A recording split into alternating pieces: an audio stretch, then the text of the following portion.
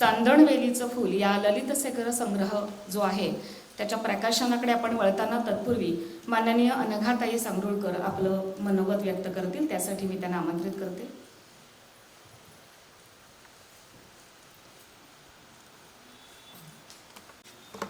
धन्यवाद प्रज्ञाताई. आजच्या कार्यक्रमाचे अध्यक्ष महोदय, सिद्धहस्त गझलकार आणि कवी मभा चव्हाण सर, आजच्या कार्यक्रमाचे प्रमुख अतिथी जे CA आहेत आणि कवीसुद्धा आहेत, श्री शंकर अंदानी सर, डॉक्टर असूनही आपलं कवित्व जपणाऱ्या राजश्री पाटील मॅडम, समर्थ फाउंडेशनचे किरण इनामदार सर, महाराष्ट्राचे प्रेरणादायी वक्ते सुनील धनगर सर, वल्लरी प्रकाशनाचे सर्वेसर्वा व्यंकटेश कल्याणकर सर, मानसी चिटणीस मॅडम, व्यवसाय शिक्षण आणि प्रशिक्षण खात्यातील मान्यवर आजी माजी अधिकारी आदरणीय निनाळे साहेब आणि त्यांच्या सुविद्य पत्नी आणि आदरणीय धुमाळ साहेब आणि माझे सर्व सहकारी बंधू भगिनी, सूत्रसंचालिका प्रज्ञा कल्याणकर मॅडम, हभप मायाताई कल्याणकर मॅडम,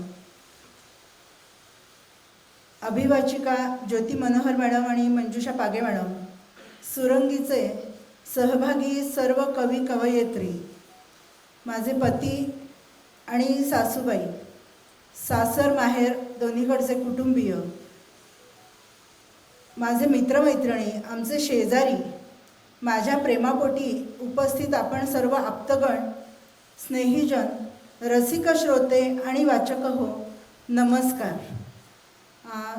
माझ्या मनोगताकडे वळण्यापूर्वी सर्वात प्रथम मी सुरंगीमधल्या सर्वच कवी कवयित्रींचं मनापासून अभिनंदन करते आणि खेत्रे सरांचं विशेष कौतुक करते. सर, तुमच्या कवितेमध्ये आज मला नारायण सुर्वे भेटले आणि अंजलीताईंचं सुद्धा विशेष कौतुक की 6व्या संग्रहामध्ये त्यांची कविता प्रसिद्ध होते. आता माझ्या मनोगताकडे वळते. चांदणवेलीची फुलं हे माझं म्हणजे दुसरं पुस्तक स्वतंत्ररित्या, पण पहिलाच ललित लेखसंग्रह हा आपल्यासमोर सादर करताना मला विशेष आनंद होतो. ललित म्हणजे काय असतं हो? तर ललित म्हणजे समग्र जीवन दर्शन. ललिताला कोणत्याही विषयाच्या चौकटीत बांधून ठेवता येत नाही. ललित लेखन म्हणजे एक आशयघन समृद्ध विचार. ललित म्हणजे काव्यातलं सौंदर्य आणि भाषेचं माधुर्य. ललित कुठं असतं हो? ते जीवनात सर्वत्र आहे.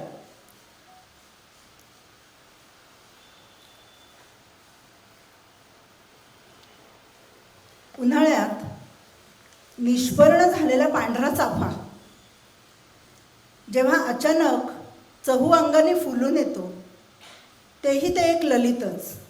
एखाद्या ओबडधोबड दगडामधून शिल्पकार जेव्हा सुंदर शिल्प निर्माण करतो, तेही एक ललित. आणि एखादा कष्टकरी दमल्यानंतर थोडी विश्रांती घेतो आणि एक लकेर गुणगुणतो, तेही जीवनातलं एक सुंदर ललितच. एखादं तान्हुलं बाळ मुळातच आकर्षक असतं आणि ते जेव्हा अंगडी टोपडी लावून छानशी तीट लावून आपल्यासमोर येतं, तेव्हा ते अजूनच गोड वाटतं. तसंच जेव्हा एखादा विचार, एखादा संदेश इतरांपर्यंत पोहोचवायचा असेल, तेव्हा आपण त्या मूळ विचाराचा गाभा तसाच ठेवून त्याला उपमा, अलंकार इत्यादीची जोड देतो.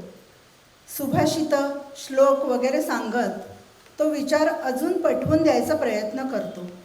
वाक्प्रचार, म्हणी इत्यादींचा चटपटीत तडका देऊन एखादी कथा सांगून रंजकता आणतो. काव्यात्मक वर्णन करताना मूळ विचाराचं सौंदर्य जेव्हा आपण अजून वाढवतो तेव्हा ते ललित लेखन असतं. साहित्यामध्ये अनेकदा ललित लेखन आपल्या भेटीला येतं. अनेक दर्जेदार लेख आपल्याला विचारप्रवण करतात, आपली परिपक्वता वाढवतात, आपली सांस्कृतिक, सामाजिक, पर्यावरणीय जाणीव समृद्ध करतात, आपला एकांगी दृष्टिकोन बदलायला मदत करतात. एखाद्या गोष्टीमागचं तथ्य आणि वास्तव सांगून आपल्याला भानावर आणायचं काम करतात ते असे लेखच. अगदी भगवद्गीता, ज्ञानेश्वरीपासून ते आजच्या फेसबुक वॉलपासून ब्लॉगपर्यंत सर्वत्र ललिताचा मुक्त संचार होताना दिसतो. कूजंतम राम रामेती मधुरम मधुराक्षरम आरुह्य कविता शाखाम वंदे वाल्मिकी कोकिलम. हे इतकं सुंदर चपखल बसणारी रामरक्षा हे ललितच नाही का हो? शेक्सपियर, हक्सलेपासून ते जेन ऑस्टिनपर्यंत अनेकांच्या ललिताने इंग्रजी वाङ्मय समृद्ध केलं आहे. आद्य मराठी ललित लेखनाचे प्रवर्तक म्हणून नासी फडकेंचं नाव घेता येईल. साने गुरुजी, भाऊसाहेब तथा वि. स. खांडेकर, रवींद्र पिंगे, मधु मंगेश कर्णिक, इरावतीबाई कर्वे, दुर्गाताई भागवत, शांताबाई शेळके, प्रवीण दवणे ते अगदी अलीकडचे संजय आवटे इथंपर्यंत सर्वांनाच ललित लेखनानं भुरळ घातली. श्रीनिवास कुलकर्णींनी तर ललित लेखनाचा पैस विस्तारला, त्याला ग्रामीण अभिव्यक्तीची जोड दिली. हिंदीतील सूर्यकांत त्रिपाठी निराला यांनी लिहिलेले निबंध ललित अंगानं जाणारे असले तरी तत्कालीन जवळजवळ 100 वर्षापूर्वी तत्कालीन भेदाभेद मानणाऱ्या समाजाच्या डोळ्यात झणझणीत अंजन घालणारे होते. अशा रीतीनं ललित लेखकांनी आणि लेखांनी समाजाच्या जडणघडणीत खूप मोलाचं योगदान दिलेलं आहे. अशा थोरामोठ्यांच्या पंक्तीत बसणारी मी कुणी महान लेखिका नाही, परंतु माझ्या मनाला जे पटलं, योग्य वाटलं, जे मनाला भावलं ते लिहिण्याचा प्रामाणिक प्रयत्न मी केलेला आहे. हे काही नुसतं स्मरणरंजन नव्हे. काही लेख आपल्याला जुन्या काळात घेऊन जातीलही, पण त्याबरोबर आपल्या पूर्वीच्या पद्धतीने संस्कृती आणि परंपरा जपूया, पर्यावरणपूरक जीवन जगूया, नद्या वाचवूया, झाडे लावूया, झाडे जगवूया, तंत्रज्ञानाची कास धरून पुढे जाऊया, पण त्याचा अतिरेक नको, हे आणि असेच संदेश भाषेच्या लेण्यांमध्ये अवगुंठित करून आपल्यासमोर सादर करण्याचा माझा हा एक छोटासा प्रयत्न आहे. आणि आपल्यासारख्या रसिकांमुळं तो प्रयत्न पूर्णत्वाला जाईल असं मला वाटतंय. या लेखांशी वाचकांची नाळ नक्की जोडली जाईल अशी मला खात्री आहे. वल्लरी प्रकाशनाच्या श्रीत व्यंकटेश कल्याणकर सर व त्यांच्या प्रकाशनातील सदस्यांनी हे लेख पुस्तकात उतरवण्याची जबाबदारी उचलली आणि हे पुस्तक आज आपल्यासमोर येत आहे. त्याबद्दल मी सर्वांची खूप ऋणी आहे. सुप्रसिद्ध साहित्यिका मानसी चिटणीस मॅडम आणि संत साहित्याचे गाढे अभ्यासक श्रीत विद्याधर ताठे सर यांनी त्यांच्या व्यस्त कार्यक्रमातून वेळ काढून हे लेख वाचून आपल्या मौलिक सूचना देऊन मार्गदर्शन केले. त्यामुळे पुस्तकामध्ये सुधारणा करणं शक्य झालं आणि मानसी मॅडमनी ह्या पुस्तकाला बहुमूल्य अशी प्रस्तावना लिहून दिली.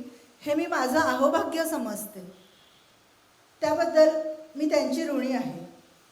पुस्तकाचं समर्पक मुखपृष्ठ करून देणाऱ्या सचिन मुळेंचेही मी आभार मानते. हे पुस्तक लिहिण्यासाठी ज्या ज्या व्यक्तींनी, समूहांनी मला मदत केली, प्रोत्साहन दिलं, त्या सर्वांची मी मनपूर्वक आभारी आहे. तसेच माझ्या घरच्या सर्व सदस्यांच्या सहकार्य आणि भक्कम पाठिंब्याशिवाय हे पुस्तक पूर्णत्वाला आलंच नसतं. त्यांचा उल्लेख केल्याशिवाय मला पुढं जाता येणं शक्यच नाही. हा कार्यक्रम यशस्वी करण्यासाठी राबणाऱ्या सर्व मंडळींना मनोमत धन्यवाद आणि आपण सर्वजण वेळात वेळ काढून आज इथं उपस्थित राहिलात त्याबद्दल आपल्या सर्वांचे सुद्धा धन्यवाद. माझ्या पुढील साहित्यकृतीमधून आपली भेट होतच राहील. तूर्तास आपले सर्वांचे आभार मानून आपली रजा घेते. जरी मी ह्या मनोगतामधून आपली रजा घेतली तरी मी सुरंगीमधली कवयित्री या नात्यानं माझी एक छोटीशी कविता इथं सादर करते.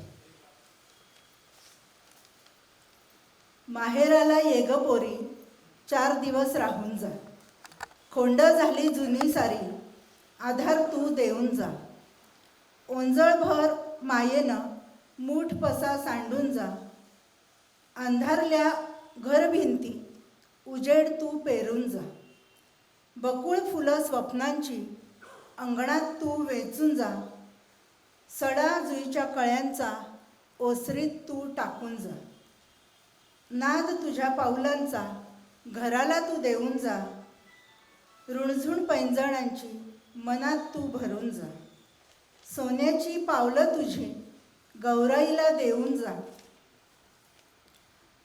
खळं भरलं ज्वारीनं माप तू लोंडून जा, आसुसल्या नयनी माझ्या चित्र तुझं काढून जा, डोळ्यातल्या पाण्याला सप्तरंगी करून जा, लगबग चाले झुला तिथं तू विसावून जा, झिम्मा फुगडी खेळताना नाद तुझा ठेवून जा, माहेर तुझंच असलं तरी दिल्या घरी तू सुखी राहा, अधूनमधून मात्र तू माहेरी येऊन जा, माहेरी येऊन जा.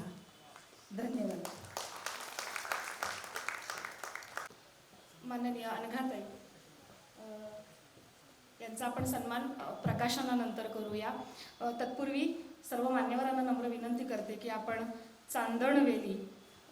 चांदणवेलीचं फूल या पुस्तकाचं प्रकाशन करूया.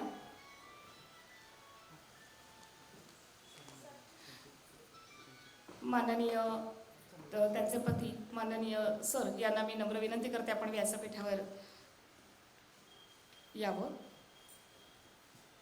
सांगरुळकर सर आणि माननीय अनघा सांगरुळकर मॅडम यांचं चांदणवेलीचं फूल या ललित लेख संग्रहाचं प्रकाशन आत्ता होतंय.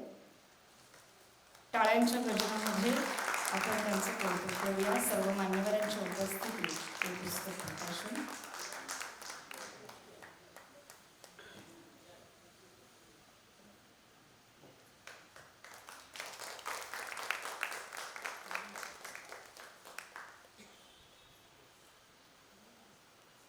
माननीय अनघाताई सांगरुळकर यांचा आपण सन्मान करूया. सर्व मान्यवरांना नम्र विनंती करते.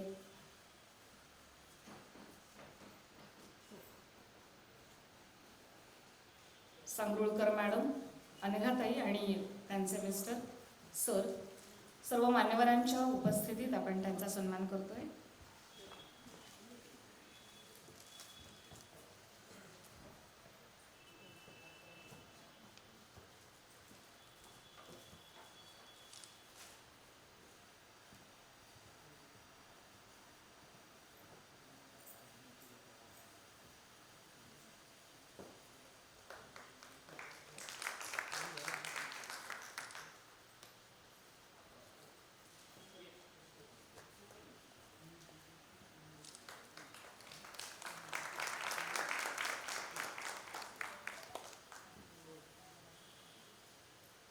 धन्यवाद. मान्यवरांच्या अनुमतीनं या पुस्तकाचं प्रकाशन झालं असं मी घोषित करते आणि आपण कार्यक्रमाकडे पुढे वळतोय. चांदणवेलीचं फूल या ललित लेखसंग्रहाच्या प्रकाशनानंतर यातील एक लेखाचं अभिवाचन करण्यासाठी माननीय ज्योती मनोहर यांना मी आमंत्रित करते आणि त्यानंतर मंजुषाताई पागे यांना आमंत्रित करते.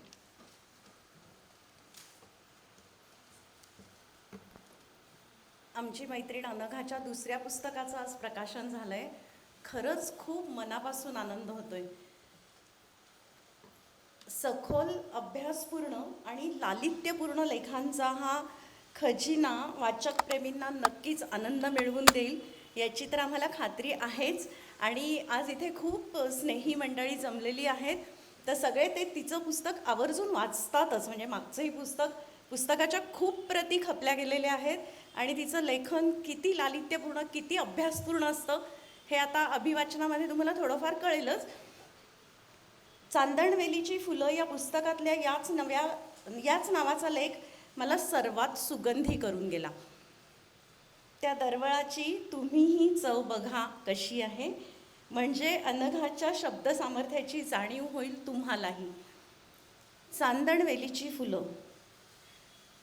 आपला केशरी लाल पसारा घेऊन दिनमणी जेव्हा अस्ताचलाला निघून जातो आणि संध्येची काजळ माया जशी जशी गडद होऊ लागते, तशी तशी रातराणीच्या छोट्याशा झुडपावर दुधाळ हिरवट झाक असलेल्या चांदण्याच उमलल्या आहेत की काय असा भास होतो. म्हणून ती चांदणवेल. कातर झालेल्या सांजवेळी रातराणीच्या गात्रांमधून एक हलकीशी शिरशिरी उठते अन दशदिशा गंधाळून जातात. वा. नाजूक कोमल फुलं हिरव्या पानांमधून डोकावत मादक गंधाचा शिडकावा करतात. अल्लड खट्याळ वारा त्या सुगंधाची हळूच चोरी करून घेऊन जातो, कुण्या ऐकीच्या मनाच्या तारा झंकारण्यासाठी. त्या मुग्ध सुवासाने ती विरहिणी अजूनच व्याकुळ होते. सजनाची वाट पाहत येरझाऱ्या घालते, मोठे मोठे उसासे सोडते. तशी रातराणी तिच्या श्वासातून खोल खोल आत भिनते आणि स्वतःमधल्या प्रणयगंधाचे दान तिच्या पदरात टाकून स्वतः रीती होऊन जाते. अशी ही अतीव कोमल पण दुसऱ्यांना गंधभुलीत अडकवणारी रातराणी साऱ्या सृष्टीला भरून टाकते. सगळीकडे एक मुग्ध हुरहुर दाटून येते. झाडं, वेली, पशु, पक्षी, प्रेमीजन सारी जणं त्या कातरवेळी अजूनच हळवी होऊन जातात आणि पुन्हा एकदा त्या बेभान करणाऱ्या रात्रगंधाच्या प्रेमात विरघळून जातात. अशी ही रातराणी दिवसा मात्र निशब्द अबोल होऊन जाते. पुन्हा रात्रीच्या सुगंधी प्रेमाच्या आविष्काराची मनोमन वाट पाहत राहते. तिच्या या अवस्थेचं सुंदर वर्णन एका गीतात येतं.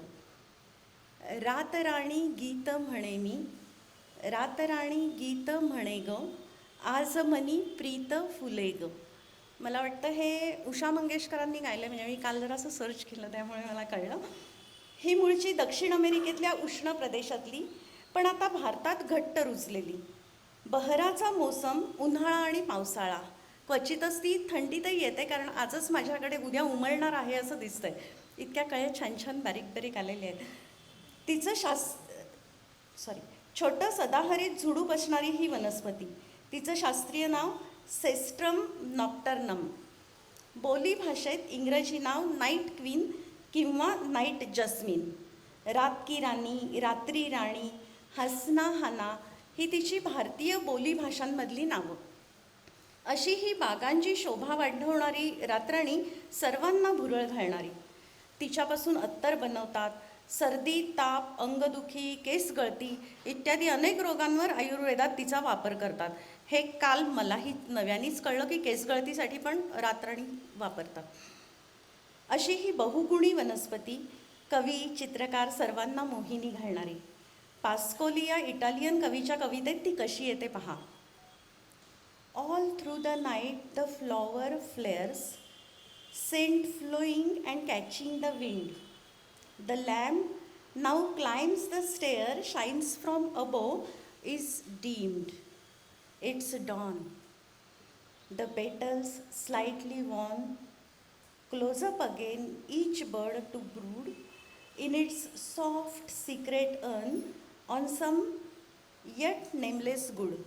आता ह्या कवितेचे शब्द वाचले आणि मी स्तंभित झाले आणि म्हणून या कवितेकडे परत येते. थोडक्यात सांगते. रात्रभर फुलं उजळत राहतात, वाऱ्यावर सुगंध पसरवत राहतात. जसा जिन्याच्या पायऱ्यांवर चढत जाणारा लॅम्पचा प्रकाश जसा मंद होत जातो, तशी पहाट उगवते. आणि ते थकलेलं फूल स्वतःला एका सुगंधी कलशात मुडपून घेऊन मिटून जातं उद्याच्या गूढ सुगंधी सौंदर्याच्या आशेत. असं सगळं हे इतकं सुंदर वाक्य इथे टाकणं आणि हिचं तुम्हाला शब्दसामर्थ्य अनघा मॅडमचं, आमच्या अनघाचं शब्दसामर्थ्य तुम्हाला किती आहे हे पूर्ण जेव्हा तुम्ही पुस्तक वाचाल तेव्हा तुमच्या लक्षात येईल. अवश्य विकत घ्या. थँक्यू. धन्यवाद ज्योतिताई. तेवढंच प्रभावीपणे अभिवाचन. यानंतर माननीय मंजुषाताई पागे या अभिवाचन करतील.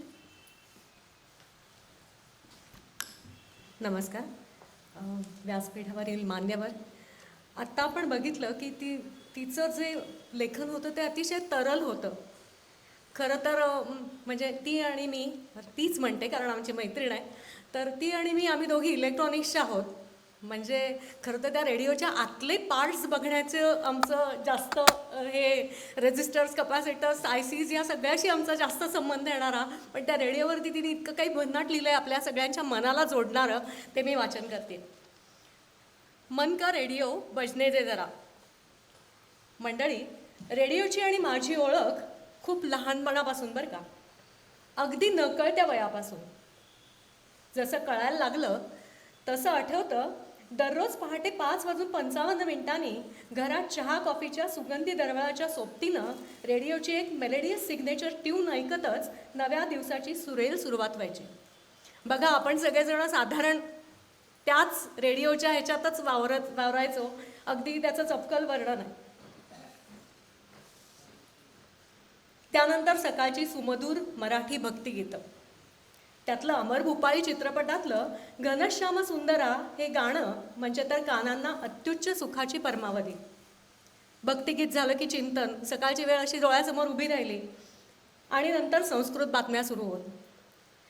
संस्कृत वार्ता श्रूयंता प्रवाचका बलदेवानंद सागर असा धीर गंभीर स्वरातील संस्कृत बातम्यांचा आवाज कानी पडत असे.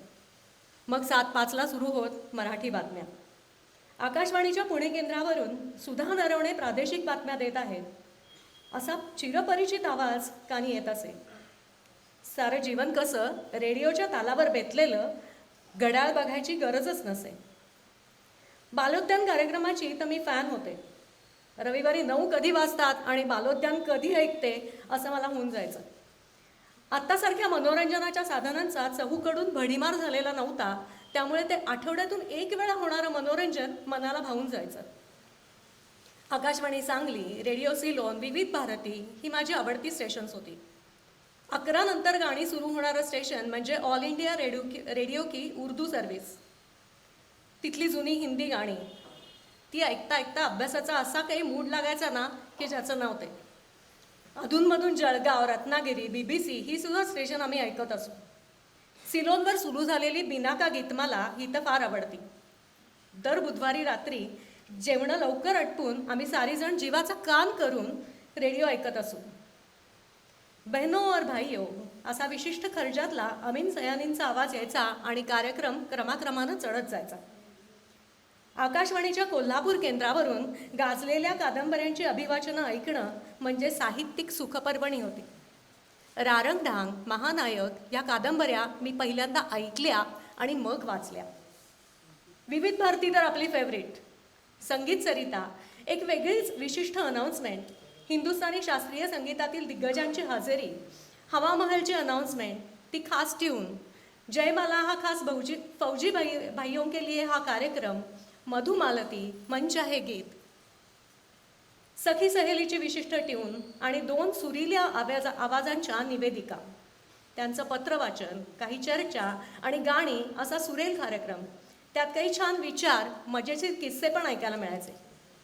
गीतगुंजन, आपकी पसंद, एक ही फिल्म से एक फनकार, छायागीत, आपकी पसंद, बेला के फूल हे कार्यक्रम तर किती किती वर्ष सुरू आहेत.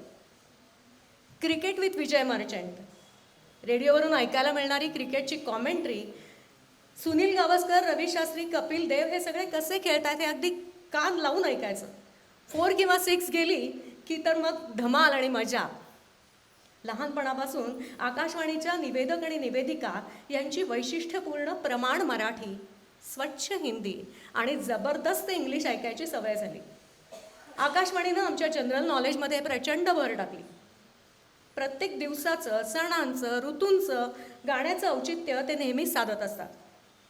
या आकाशवाणीच्या निवेदकांना मानलंच पाहिजे. इतकं अचूक टायमिंग, सुरेख माहिती, सुंदर अनाउन्समेंट आणि सुरेल गाणी. जूनच्या सुरुवातीच्या काळात बाहेर पडणारा रिमझिम पाऊस, घरातला भज्यांचा सुवास आणि रेडिओवर सुरू असणारी पावसाची गाणी. ओ सजना बरखा बहार आई, जिंदगी भर नहीं भूलेगी बरसात की रात, आहा स्वर्गीय अनुभव. कलाकार, संगीतकार, गीतकार यांच्या विशिष्ट रचना, जसं की गीत रामायण, मराठी हिंदी चित्रपटांच्या सुवर्ण काळातील किस्से आणि गाणी यांचं अचाट आणि अफाट कलेक्शन यांच्याकडे आहे. जसं की विविध भारती पुणे केंद्रावर मी सकाळी बरेच ऐकलेलं गीत जगदीश, गदिमांजली वगैरे दर्जेदार कार्यक्रम, संध्याकाळी सांजगीत किंवा सांजधारा, सुरेल मराठी गाणी. काही खाजगी रेडिओ स्टेशनसुद्धा अतिशय दर्जेदार आहेत. रेडिओ 1वरची अवधेश श्रीवास्तवची वाणी अतिशय मधुर, धीरगंभीर आणि वैचारिक पातळी उच्च असलेली. हल्लीचं इंटरनेटचं रेडिओ गार्डनसुद्धा जबरदस्त प्रकरण आहे. हव्या त्या प्रकारची हवी ती गाणी लावणारी असंख्य स्टेशन्स त्याच्यावर उपलब्ध आहेत. कदाचित हल्लीच्या पिढीच्या मनोरंजनाच्या कल्पना बदलल्यानं रेडिओ जगातून काही वर्षामध्ये हद्दपारही होईल, कारण व्हिज्युअलचा जमाना आला आहे. पण आमच्यासारख्या वेड्या रेडिओ शौकीनांच्या मनावर तो कायमच अधिराज्य गाजवत राहील. आपल्याला असं हा लेख वाचल्यानंतर असं वाटलं की आपण आपल्या बालपणात गेलो आहे आणि ते सगळे कार्यक्रम पुन्हा ऐकतोय. तर अशा अनुभूती घेण्यासाठी आपण यांचं पुस्तक नक्कीच वाचूया. धन्यवाद.